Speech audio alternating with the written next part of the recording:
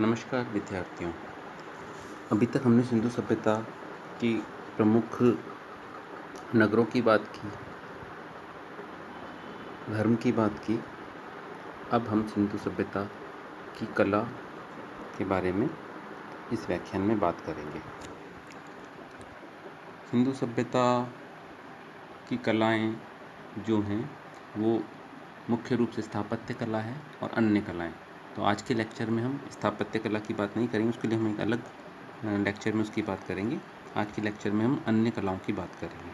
तो सिंधु प्रदेश की खुदाई से बहुत बड़ी संख्या में मुद्राएं, ताबीज़, मूर्तियाँ, खिलौने, आभूषण, बर्तन आदि मिलते हैं और इन सब से हमें उस समय के सिंधु निवासियों की या सैंधव निवासियों की विविध कलाओं के ज्ञान के बारे में जानकारी मिलती है।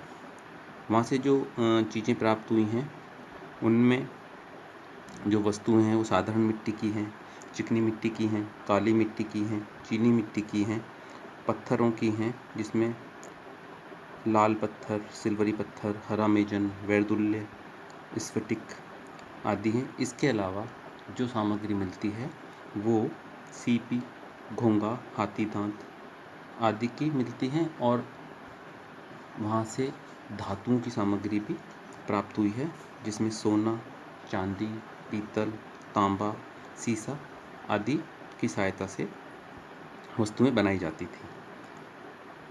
ये जो धातु हैं या जो पदार्थ हैं ये कुछ तो सैंधव प्रदेश में होते थे और बाकी के बाहर से आयात किए जाते थे। धातु की जहाँ तक हम बात करें तो धातु की कलाकृतियाँ जो हैं उसमें सिंधु निवासी बड़े सिद्धहस्त थे और उन्होंने धातु की कृतियाँ हाथ से और सांचे से दोनों तरह से बनाई हैं। ये भी स्पष्ट है जिस तरह से जगह जगह पर भट्टे मिले हैं या भट्टियाँ मिली हैं, उनसे ये भी स्पष्ट है कि सिंधु निवासी धातुओं को गलाना जानते थे। जैसा कि हम देखते हैं कि मोहनजोदड़ो की साहित्य उत्खनन में एक गला हुआ तांबे का ढेर मिला है, तो इससे हम कह सकते हैं कि वो धातुओं को गलाकर उन्हें अलग अलग तरह के सांचों में डालकर अलग अलग तरह की वस्तुओं का निर्माण करते थे। धातुओं को गलाने के अलावा दूसरी तरह से भी वह वस्तुओं का निर्माण करते थे कि धातु का वो चादर बना लेते थे पीट पीट कर और फिर उन चादरों को काट के कलाकृतियों का निर्माण करते थे। इसी तरह से मिट्टी की जो चीज़ें मिली हैं उनको आमों में या भट्टों में पकाया जाता था और पकाने के बाद में उसके ऊपर लाल, हरे या पीले रंग की पॉलिश भी मिलती है। वस्तुओं पर या मृत भांडों पर हमें पच्चीकारी भी देखने को मिलती है। मिट्टी के मृत भांड के अलावा पत्थर, घोंगा और धातुओं को काटने के लिए औजारों, चाकू, कैंची इत्यादि का वो लोग उपयोग करते थे और धातुओं को गलाने के लिए भट्टियों और पीटने के लिए हथौड़े को काम में वो लोग लेते होंगे। सिंधु एक स्थल से चुंदड़ों से वहाँ से हमें छेद करने के लिए बर्मे के प्रयोग का भी प्रमाण मिला है। अब कला की दृष्टि से जो वस्तुएं हैं उनको हम अलग अलग भागों में बांटते हैं। जैसे पहला हम जो बात करेंगे आज वो करेंगे मिट्टी की कलाकृतियों की बात। उसके अलावा वहाँ से पाषाण की कलाकृतियाँ मिली हैं और धातु की भी वहाँ से कुछ कलाकृतियाँ मिली हैं। तो अगर हम बात करते हैं मिट्टी की, तो सिंधु प्रदेशों से मिट्टी की बहुत संख्या में कलाकृतियाँ मिली हैं। विद्वानों का या इतिहासकारों का ऐसा मानना है कि ये कलाकृतियाँ जो हैं वो कुंभकारों के द्वारा निर्मित की गई होंगी, इसलिए हम इन्हें मृण्मय कला या कुंभ कला भी कह सकते हैं। यहाँ यह ध्यान रखने की बात है कि सैंधव निवासी जो थे वो कल्पना और आदर्श के स्थान पर उपयोगिता और वास्तविकता को महत्व देते थे और यही कारण है कि उनकी जितनी कलाकृतियाँ हैं वो उपयोगी सामग्री के रूप में हमें उत्खनन में मिलती हैं। सिंधु के जो लोग थे वो जो निर्माण वहाँ पे किया है वो सर्वसाधारण के लिए ज़्यादा प्रतीत होता है, किसी वर्ग विशेष के लिए हमें वो निर्माण प्रतीत नहीं होता। यही कारण है कि हमें बहुत संख्या में वहाँ पर बर्तन, मिट्टी की मुद्राएं, मूर्तियाँ इत्यादि, खिलौने इत्यादि देखने को मिलते हैं। विद्वानों का ऐसा भी मानना है कि वहाँ पर शायद कुंभकारों का एक अलग वर्ग रहा होगा जो नगरों के बाहर रहता होगा और अपना व्यवसाय कार्य करता होगा।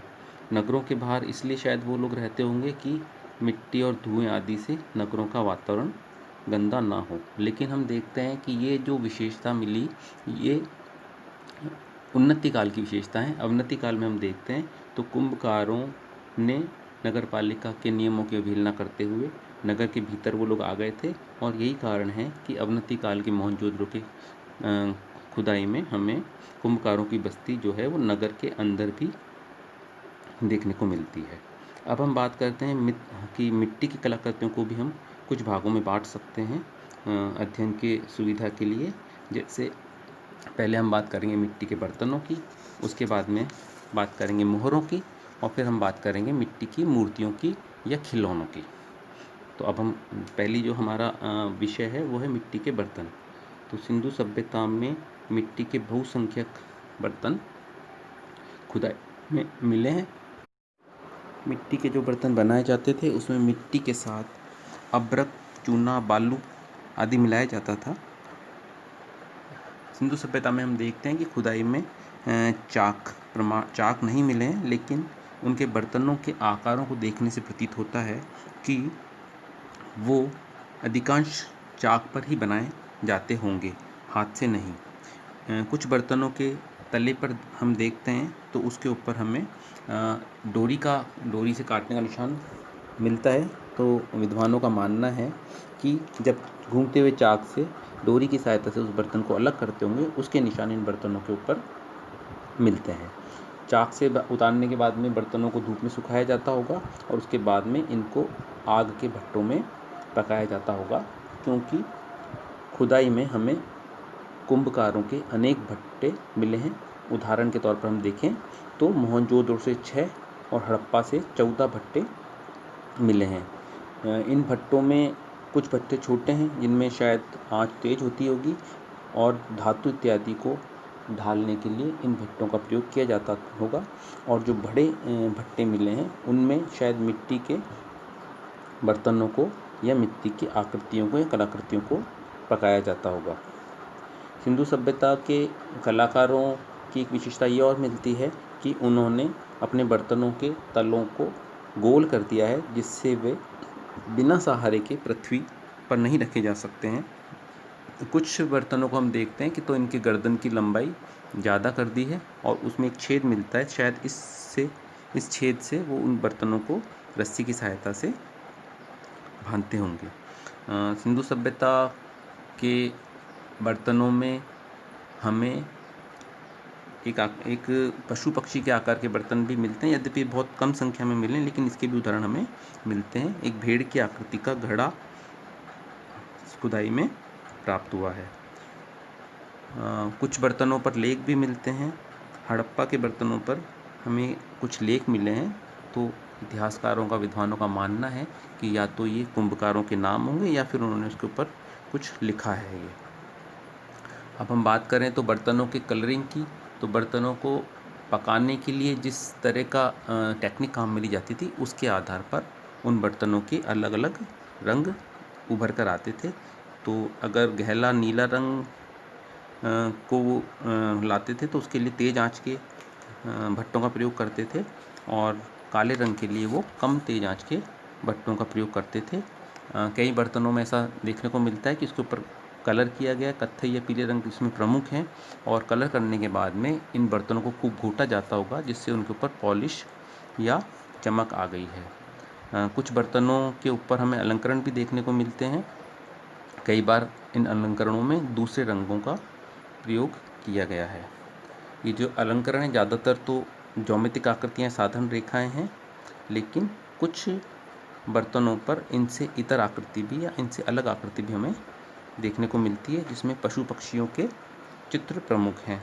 जिन पशु पक्षियों के चित्रों को मुख्यतः प्रयुक्त किया गया है उनमें हिरण, बकरी, खरगोश, कौवा, बतख, गिलहरी, मोर, सांप, मछली इत्यादि हैं।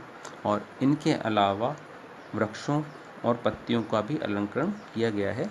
जिन वृक्षों का अलंकरण किया गया है उनमें मुख्य जो हैं वो नीम, पीपल, खजूर इत्यादि हैं।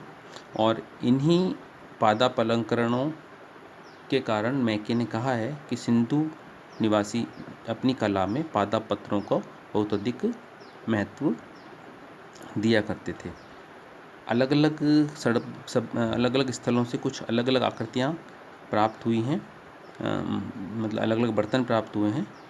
यद्यपि बर्तनों के ऊपर मनुष्य की या मानव आकृतियाँ बहुत कम हैं, लेकिन इसके उदाहरण भी एक जगह मिले जहाँ पर एक बर्तन, मिट्टी के बर्तन पर एक मछुए का चित्र है जो बांस पर जालों को लटकाए लिए जा रहा है और उसके पैरों के समीप मछली और कछुए पड़े हुए दिखते हैं। अनेक प्रकार के जो सिंधु सभ्यता से जो उत्खनन में जो बर्तन मिले हैं, उन बर्तनों में प्रमुख रूप से तस्तरियाँ हैं, मटके हैं, हत्तेदार प्याले हैं, थालियाँ हैं, चुनचुक हैं, कटोरे हैं, कुल्हड़ हैं। ये जो मुख्य रूप से यहाँ पे देखने को मिलता है। और ये बर्तन इतनी अधिक मात्रा में मिले हैं कि गार्डन चाइल्ड ने विश्व सभ्यताओं में सिंधु सभ्यता को पृथक पहचान स्थापित करने के लिए मृण्मय कला को विशेष महत्व दिया है। अलग अलग स्थलों से कुछ अलग अलग विशेषताएं भी हमें देखने को मिलती हैं। जैसे सुरकोतड़ा से कुछ जो बर्तन मिले हैं उनमें काले, बैंगनी और सफ़ेद रंग का प्रयोग किया है। रोपड़ से जो सामग्री प्राप्त हुई है उसमें विशेष रूप से थाली, छेददार घड़े और साधारण तस्तरियाँ हैं। इसी तरह से हमें आलमगीर से जो सामग्री प्राप्त हुई है उसमें थालियाँ, जो बड़ी बड़ी थालियाँ विशेष महत्व रखती हैं। रंगपुर से हमें जो बर्तन प्राप्त हुए हैं वो अवनति काल के ज़्यादा प्रतीक होते हैं, क्योंकि वो ठीक तरह से आग में पके हुए नहीं हैं, परंतु फिर भी यहाँ की विशेषता है चमकदार लाल और काले बर्तन। और यहाँ के बर्तनों में एक मदिरा पात्र और एक छोटी गर्दन जार जो प्राप्त हुआ है वो विशेष महत्वपूर्ण है। अब हम आगे के व्याख्यान में मिट्टी की मुद्राओं की और मिट्टी की विभिन्न मूर्तियों की बात करेंगे। इसके अलावा धातु और पाषाण से निर्मित सामग्री की भी बात हम करेंगे। धन्यवाद।